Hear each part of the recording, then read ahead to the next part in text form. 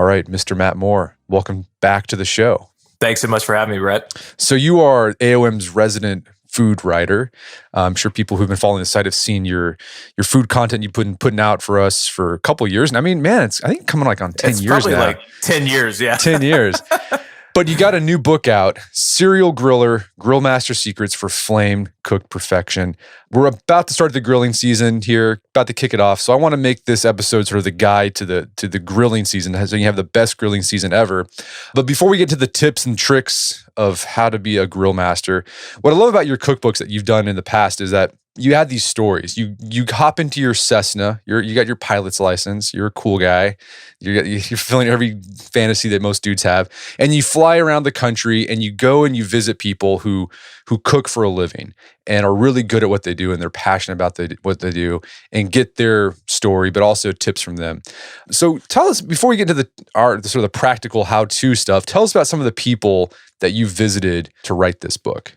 Yeah, I mean, thank you. You make me sound cooler than I really am. I promise it's not that exciting in real life, but it looks good in print. So, we traveled 10,000 miles for Serial Griller, which was quite different than the book I had done prior, which was called The South's Best Butts, that we talked about. And it is a cookbook, not a calendar. There, we were just traveling the barbecue belt. But the cool thing about grilling is that it really expands the horizon. So it doesn't matter where you come from, your race, your creed, your cuisine, your culture, everybody really enjoys the art of grilling. So, just some of my favorites are folks like Meathead out of Chicago, who's known throughout the barbecue and grilling world. He's just a character. He's lived 9 different lives. He was a wine critic at one point. He runs one of the more successful online sites, and he's really just a scientist when it comes to food. And spending a day with him was really unique, some of the science that he has behind grilling and barbecue.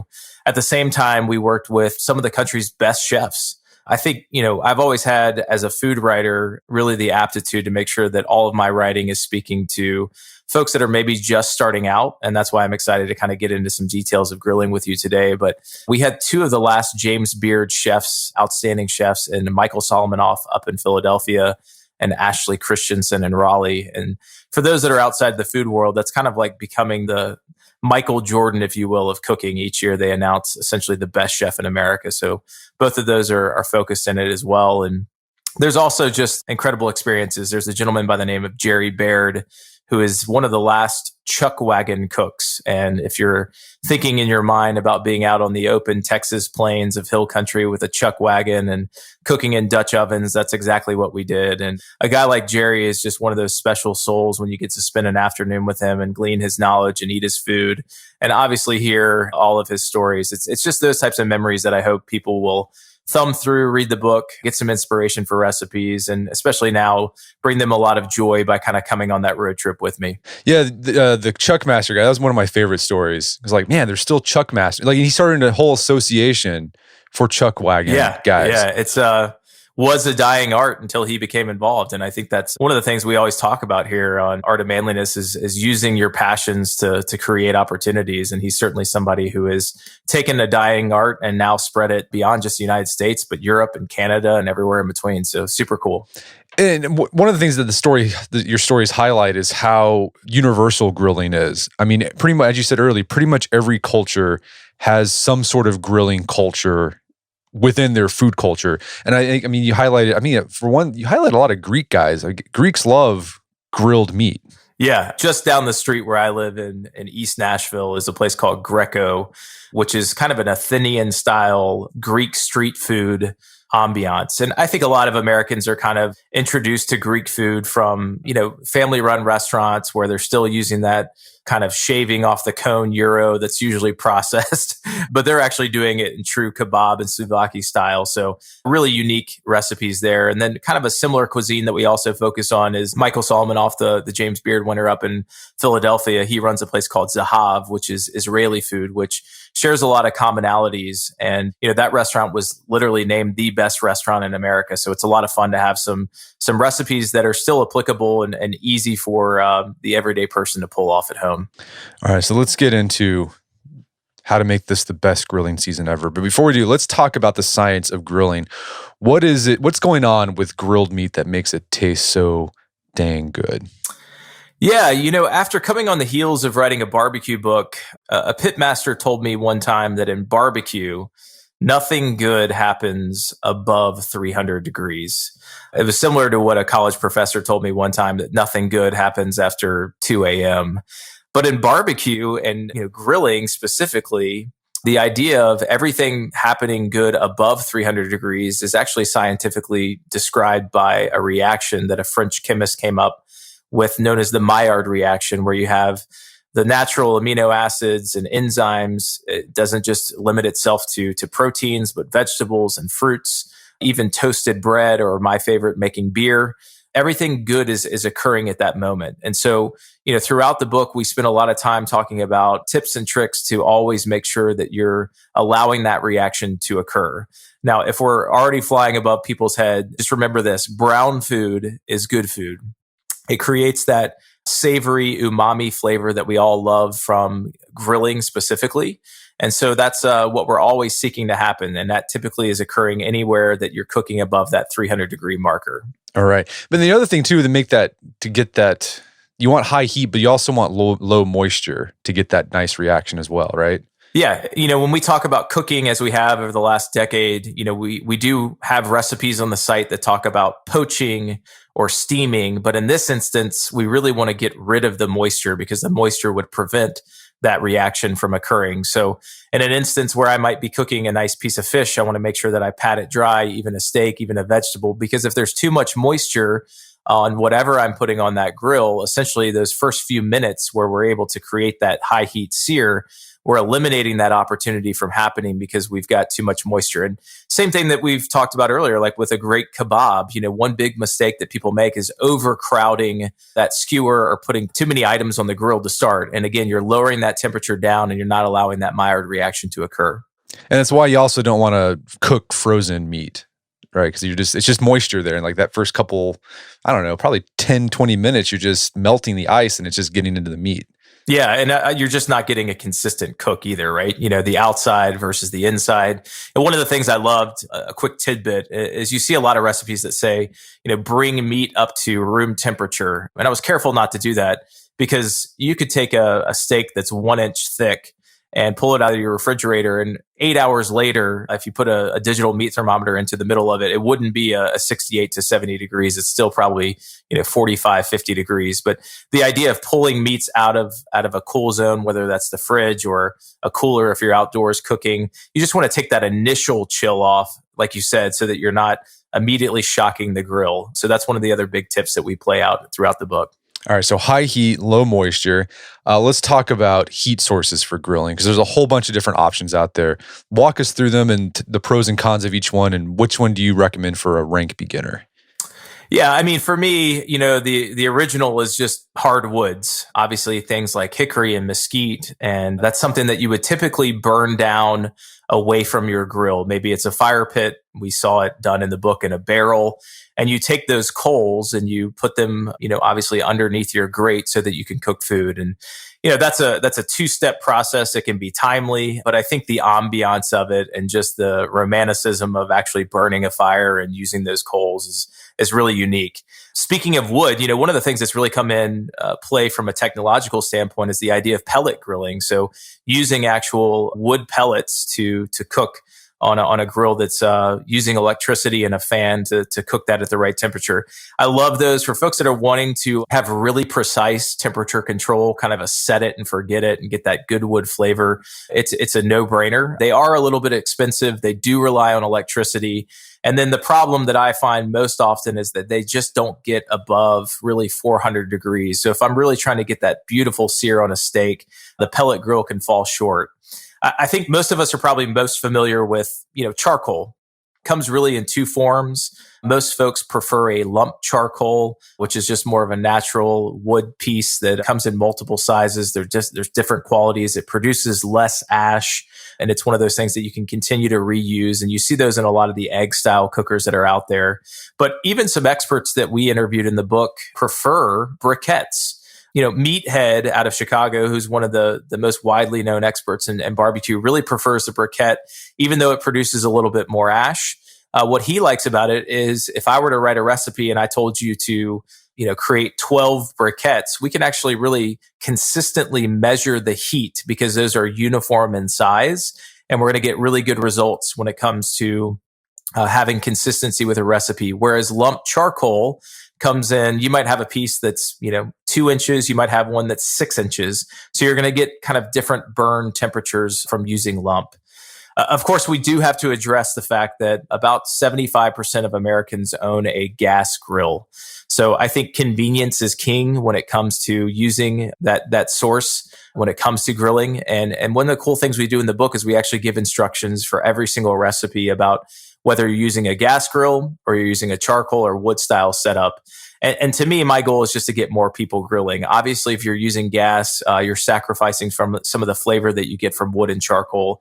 But at the same time, you're picking up a whole lot of convenience. And then, finally, during my bachelor years, lived in some apartment complexes that wouldn't allow me to have access to charcoal, gas, or wood. So electric grills, you can utilize a cast iron pan on the stovetop. We've talked a lot about that at Art of Manliness over the years, electric style grills that allow you to do that. And even one of the cool things that's come on the market is an infrared grill, which is using electricity and infrared technology that's smokeless, that allows you to still kind of get that ambiance and flavor as well. So a whole lot of options out there. I'm not one to discriminate. Like I said, I just want to get you grilling. Yeah, I've got a gas grill, and I just like it because I can just walk out whenever and just get it going in like seconds, literally. But you also highlight tricks, like little hacks you can do to get that sort of smoky flavor that you would with a charcoal or wood with a gas grill. It's not going to be exactly the same, but it gives a bit of flavor. Yeah, and any grocery store today where you're picking up your charcoal, you're going to find wood chips right next to it. So the concept is to make a foil packet with those. Make a few holes in it, put some chips in there, and put that on the grill right when you're allowing that steak or whatever you're wanting, that piece of chicken, to have some of that smoke flavor, and just allow it to build up that smoke. I typically like to pull it off after maybe 5 to 10 minutes, so you don't get a burn flavor from those chips. But it's one of the ways to impart some smoke flavor and also enjoy the convenience of gas grilling. All right, so we've talked about the different heat sources: wood, charcoal, and gas and electricity. The other thing that there's a lot of choices now these days are the type of grill you use. I mean, back in the day when we were kids, it was like Weber grill. That was it. Now you go to the hardware store and there's eggs, green eggs, the gas, the infrared, there's the different types of charcoal. So walk us through the different types of grills and which one, like what do they do, the pros and cons, et cetera. Yeah, I mean, the most common grill that you're going to find, whether it's a Weber style kettle grill or even a gas grill, is what I would refer to as a closed setup. And the idea is that you actually have a lid. So you're able to grill with the lid off for an open style grill, and then you can put that lid on top. And the concept there is that you're trapping heat so that you convect the heat. And it's the same concept if I were to have a cast iron grill pan on my stovetop, that would be an open setup. But if I'm putting it into the oven, it's sort of like me closing my grill to trap that heat. There are just open style grills. One of my favorites is a Lodge cast iron Sportsman grill. It's made completely of cast iron, and it's just an open setup. So, we can't trap the heat by closing the lid. So oftentimes you see that in cuisines like Middle Eastern cuisines or Asian cuisines where you are cooking skewers that you don't have to trap the heat. They're smaller sizes so that they can cook up rather quickly. So that's what we would consider more of an open style setup. And then, as you mentioned earlier, kind of the egg style setup, the Kamado style as it's referred to. We were just hit here by the tornado in Nashville in March, and I have a Golden's cast iron Kamado grill. It weighs, I think, Brett, like 800 pounds. They dropped it off on a flatbed. So wow. That was one of the things in my backyard that was not destroyed. And, that's where we're using either cast iron or ceramic to create a really well insulated grill so that you can cook either at high heat temperatures or low and slow if you're looking to do more of a barbecue style cooking.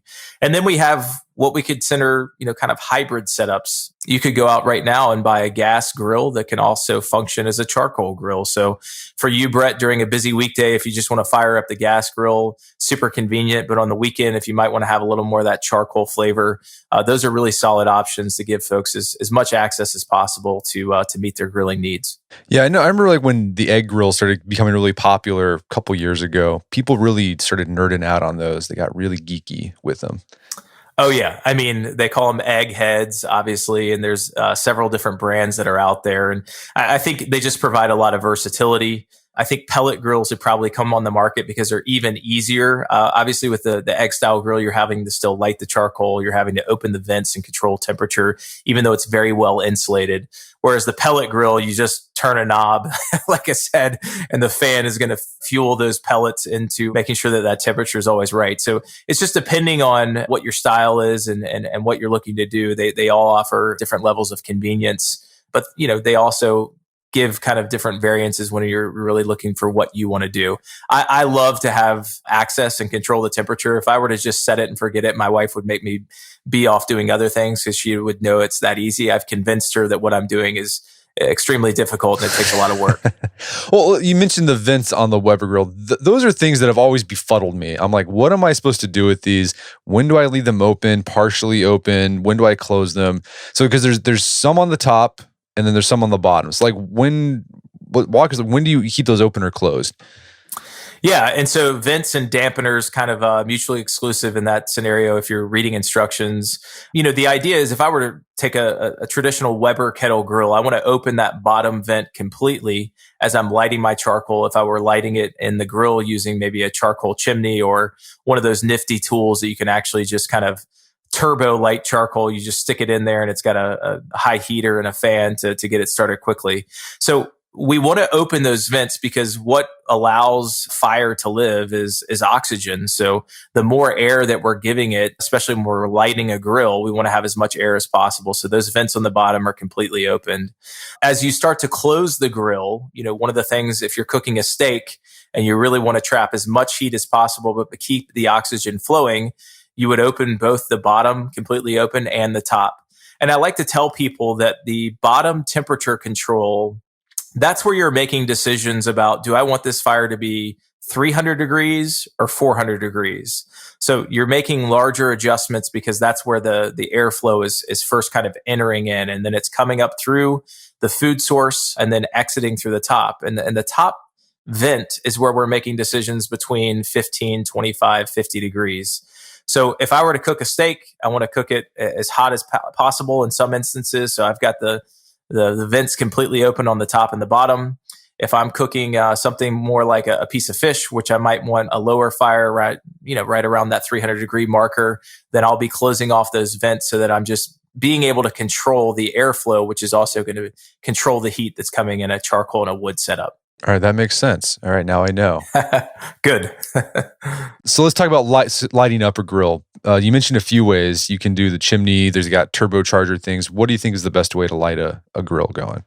I really like that kind of technology. I'm probably calling it the wrong thing, a turbocharger. It sounds like something out of the 80s, but I love it because I just dump charcoal in and then I stick that in and within a few minutes I've got a fire. But the problem is if you're trying to get something done very quickly, the issue is you've got to kind of continue to stoke that fire around several different points. And before you know it, you've spent 10 minutes sitting out there lighting different points on the fire.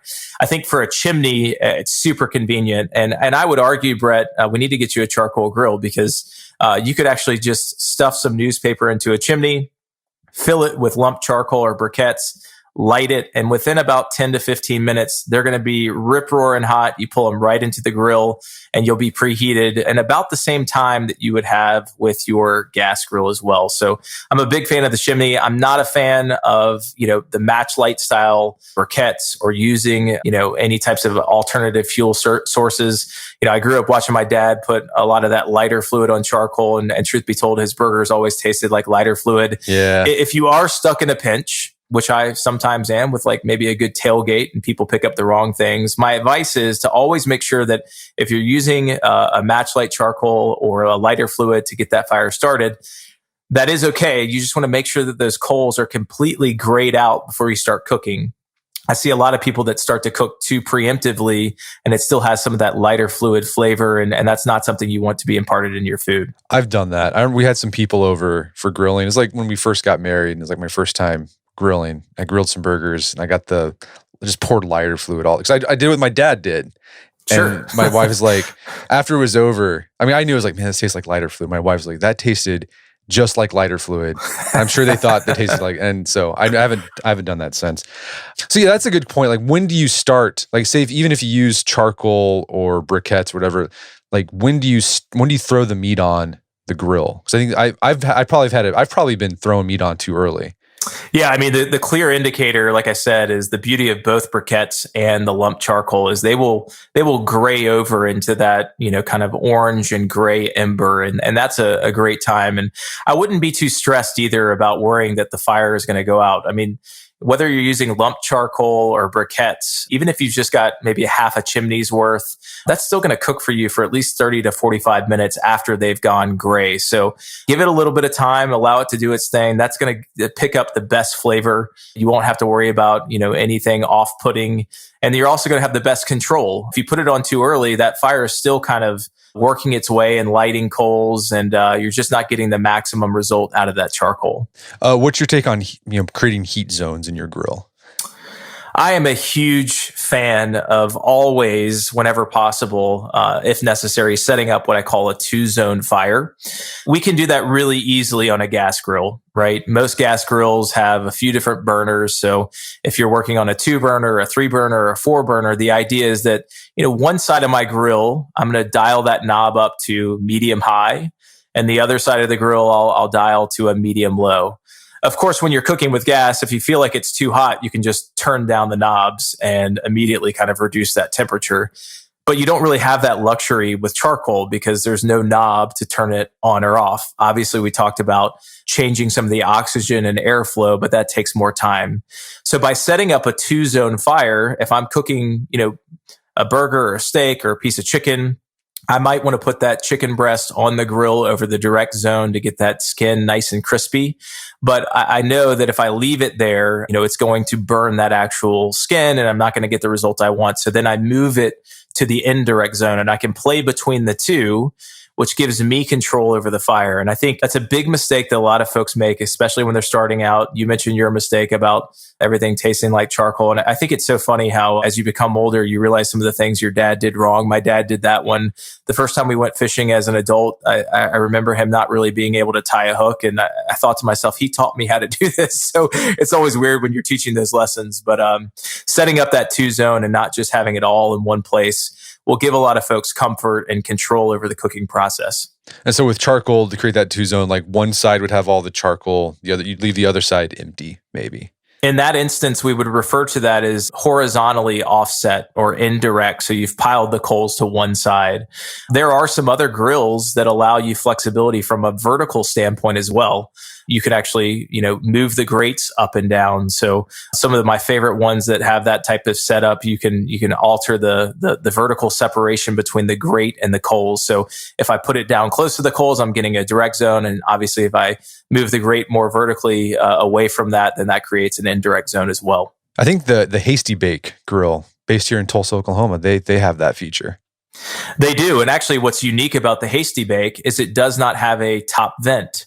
It's got a bottom vent and then it has the exit vent, which is actually below the food grate. And their concept there was to really make the heat convect around the heat source rather than coming up from the bottom and just exiting the top.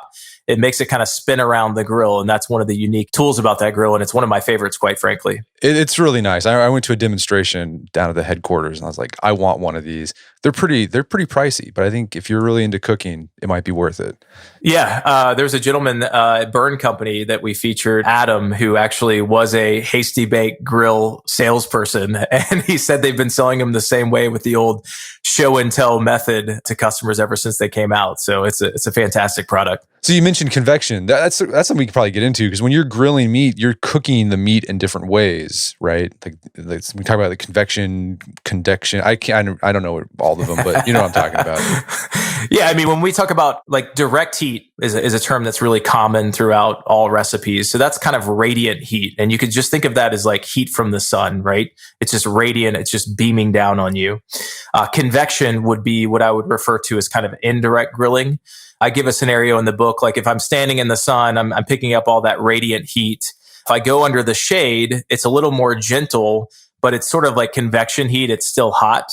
And then we also have to take in mind conduction. That's the actual heat that we get from conducting heat, for example, on a metal grate. So standing out in the sun, it's radiant heat, it's direct heat. I get under a shade tree, it's still indirect heat, it's convective. But if I sit on a metal bench, it's also conduction. So you got a lot of different features that are taking place that you have to think about when you're grilling. All right, so let's talk about tools that you think people should have on hand for grilling besides tongs and maybe a spatula. Anything else besides that? You know, we live in a day and age where technology can be our friend. And one of the things I always recommend, especially if you've not had any experience, and it's not just grilling alone, it's just a digital meat thermometer. I mean, why worry about it when you have a piece of equipment that you can buy a decent one for 10 to 15 bucks. It's going to give you the internal temperature and also temperatures within your grill. I mean, one of the first things that go wrong on a grill is the actual thermometer that comes with it. So I recommend that folks maybe buy a thermometer for actually really gauging the heat level within the grill, but also a digital meat thermometer to make sure that their temperatures are cooked up to speed. So if you want to make sure that steak is always going to be medium rare, you're going to be able to find out very quickly.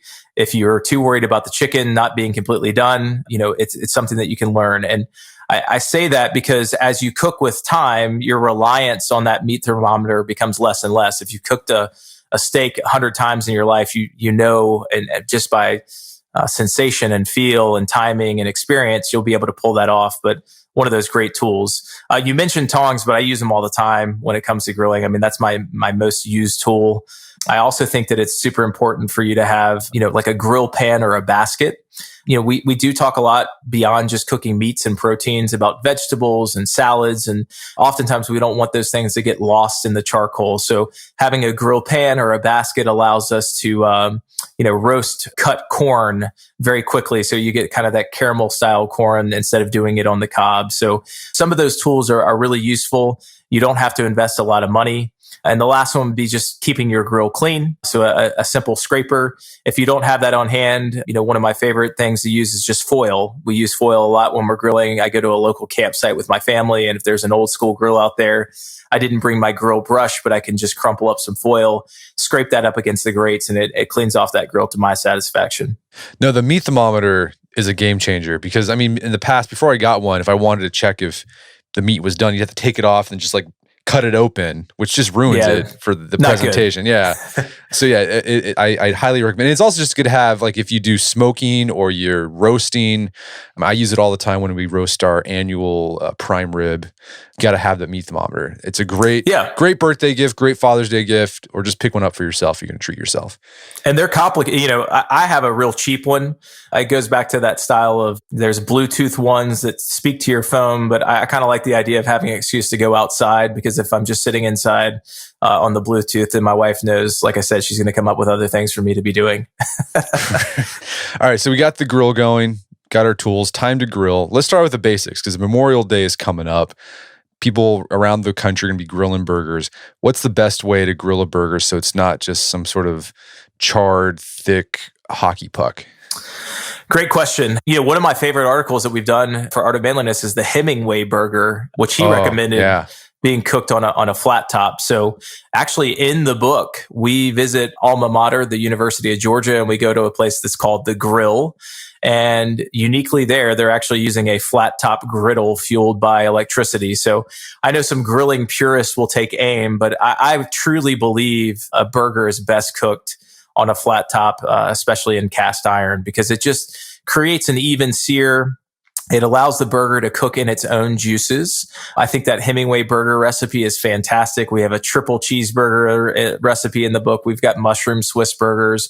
But if you want to actually do it out on your grill and pick up some of that nice charcoal flavor, if that's what you're using, you can just put a cast iron pan directly on those grill grates, allow it to preheat like you would on the stovetop, and then cook your burger accordingly. So it's one of my all-time favorite tricks, and it's absolutely the best way to cook a burger.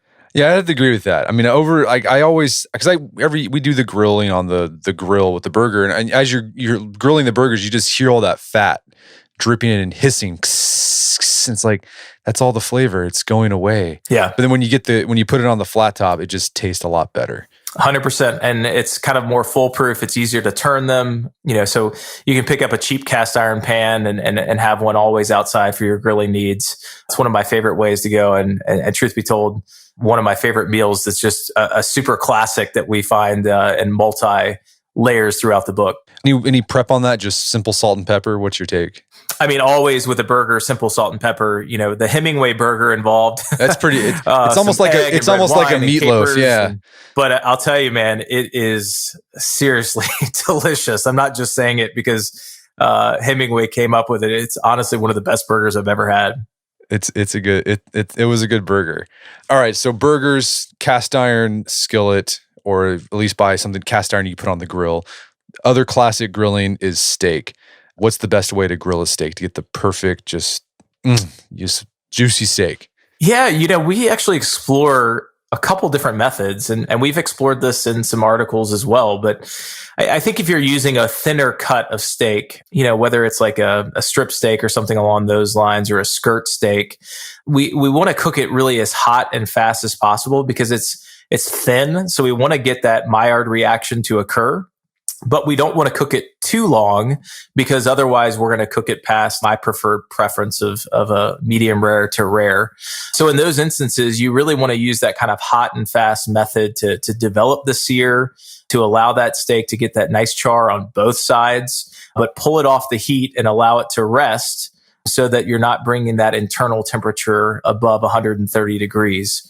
Now, when it comes to larger cuts, like a tomahawk steak, which is really popular right now, or thick cut ribeyes, or even a filet, one of the techniques that's become very, very popular that we showcase in the book is the reverse sear. Meathead, the gentleman that I mentioned earlier, he calls it the redneck sous vide. And for those, again, that it may have flown past you, sous vide is a French style cooking where you immerse things in a water controlled bath at a low temperature. You can actually do the same thing on a grill by cooking it at indirect heat, maybe at around 185 degrees, a grill temperature. So very, very low heat.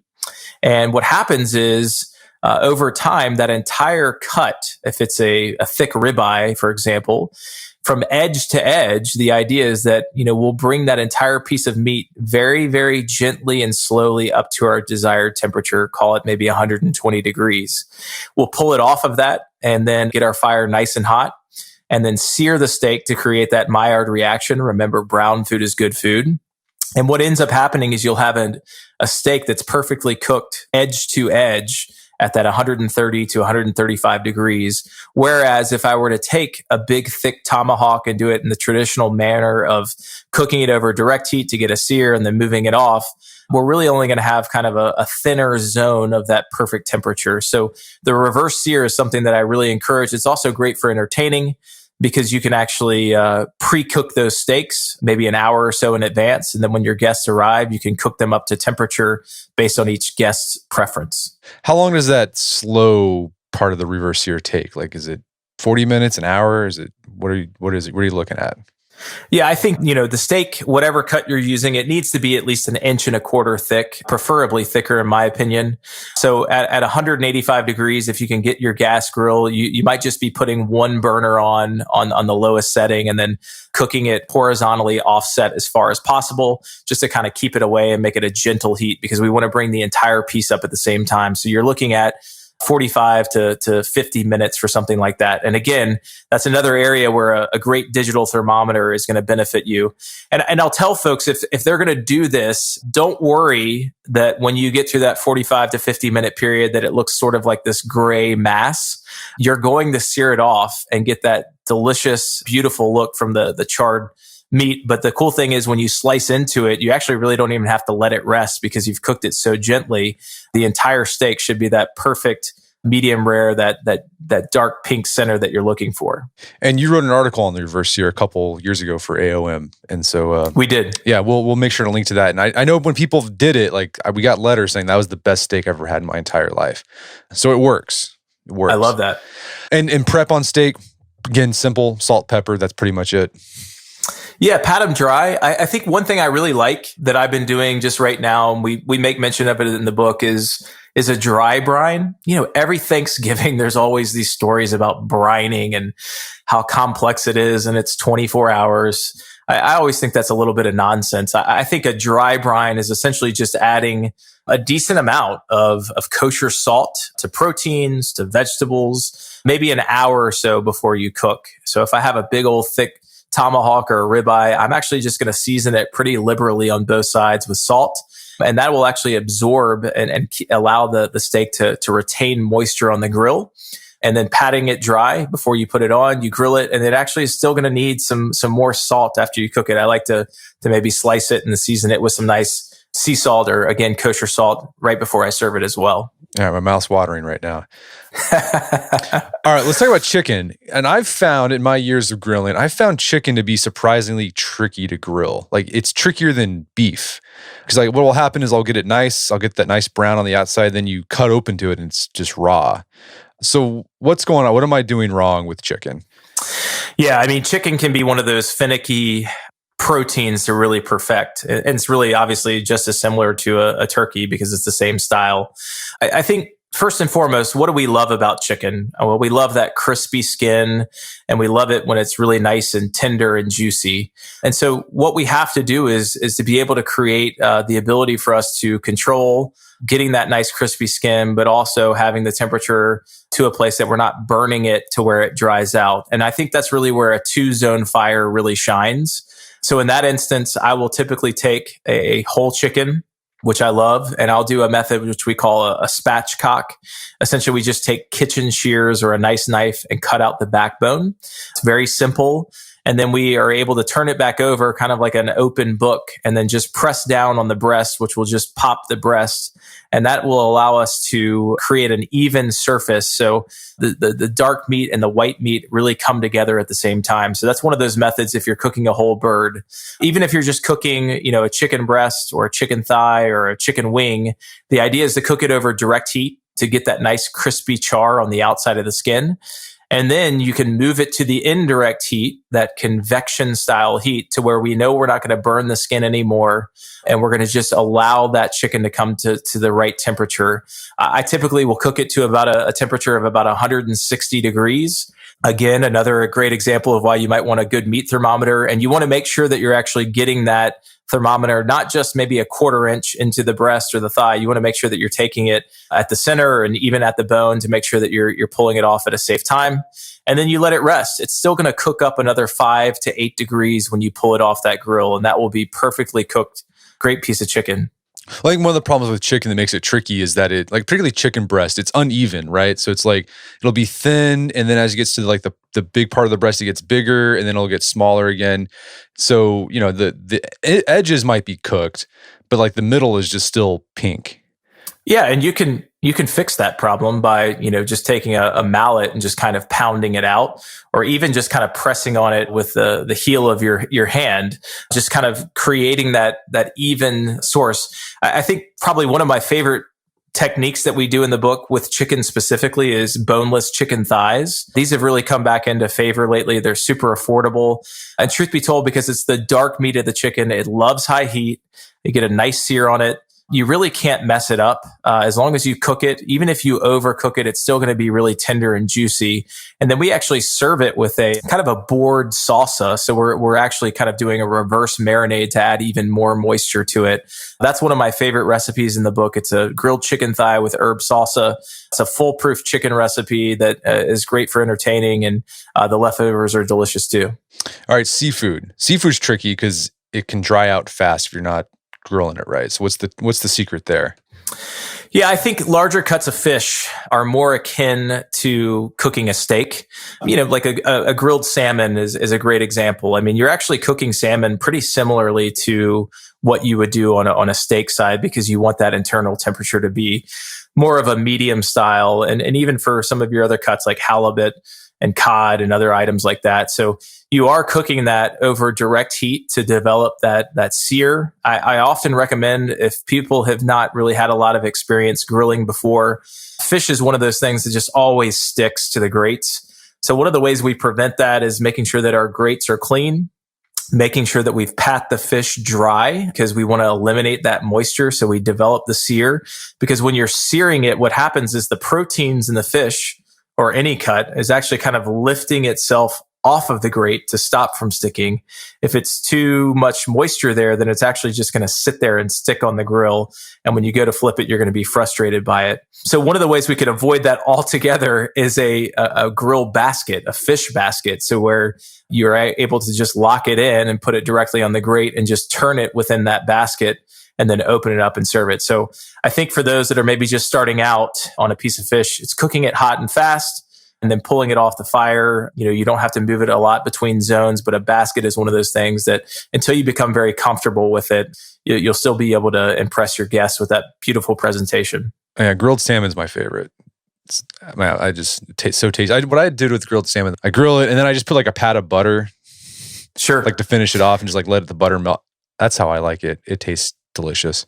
Yeah, I mean, butter makes everything better. I mean, we do in the book a grilled salmon with kind of a creamy cucumber relish, which is just kind of that balance between hot and cold and a little bit of tanginess to it. But yes, I mean, grilled salmon is one of my favorites, and it's really, really easy. It's a little more steaky-like in terms of texture, so it actually holds up a little bit better, like salmon and halibut, compared to a more delicate fish like a trout or a flounder. Those are a little bit more difficult because the meat is so delicate. It's one that even the pros can break apart on them on the grill. So set yourself up for success and look for those cuts as you're just getting started. And you mentioned this earlier, you can, besides just grilling meat, you can also grill produce, vegetables, fruit. What are your favorite things, like sort of like no-brainer things you can grill that it's produce? Yeah, I mean, I think all of us think of summertime and grilled corn. So there's a recipe that we have of grilled corn. Instead of just the traditional butter, we're adding some feta cheese and dill just to kind of take it to the next level. Really, any vegetable, like my kids, if I were to roast Brussels sprouts, they probably wouldn't eat them. But if I put a piece of asparagus or a Brussels sprout on the grill, there's just something about that flavor that they absolutely love. So I really think, the idea of becoming a serial griller is that it doesn't matter the course or the meal, we can all make it better over fire.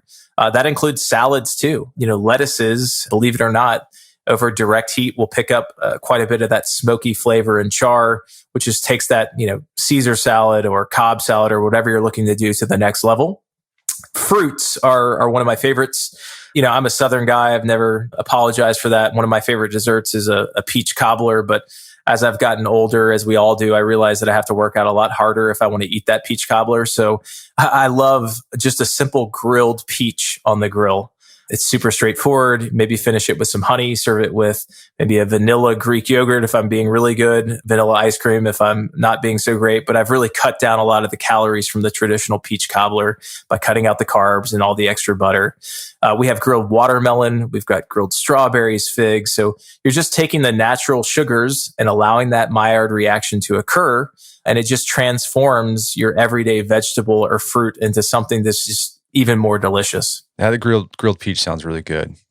But I would probably put a little brown sugar on it. Yeah, you can do that and butter, but again, I was trying to that make it more doing a lot of heavy lifting. Yeah. No, it sounds like I'm gonna go try that. Well, Matt, we've kind of talked about high level tips on how you can cook this different stuff, but the book's got lots of recipes where you go into detail. Where can people go to learn more about the book and the rest of your work? Yeah, thanks so much, Brett. It's been a pleasure, and it's crazy. This is the 4th book. We've always had a chance to talk this through. So thanks to that, and thanks for everybody for supporting. Obviously, I want folks to go out and support their local bookstores. So this book is available nationwide wherever books are sold, and also online till we're completely opened up and being able to enjoy getting out once again and cooking with others. All right. Well, Matt Moore, thanks so much for your time. It's been a pleasure. Thanks so much, Brett. My guest today was Matt Moore. He is the author of the book Serial Griller. It's available on Amazon.com and bookstores everywhere. Pick yourself up a copy. It's really, really good. Also, check out our show notes at aom.is/serialgriller, where you can find links to resources where you can delve deeper into this topic.